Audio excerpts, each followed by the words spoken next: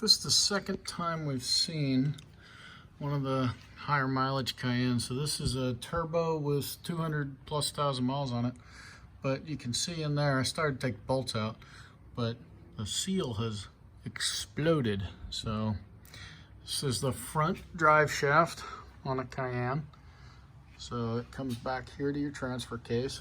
Main drive shaft is way back here. But these front drive shafts, it is an all-wheel drive truck, so this thing spins. I can only imagine, I don't even want to imagine what would happen if that decided to give up the ghost. But to get to it, you've got to take out this brace that holds up the back end of the transmission. So that's got your transmission mount built into it. So you want to make sure you've blocked the back side of the tranny if you're doing this, because that is a major mount.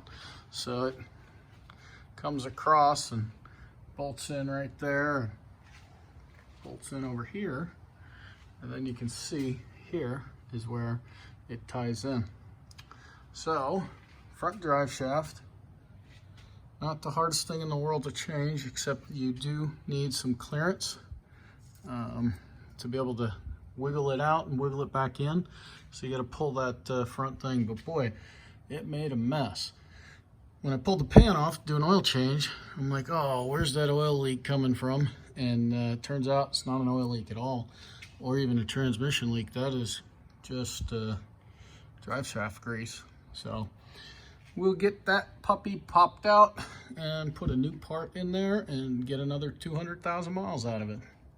So thanks for watching. Check us out at BreitWerks.com.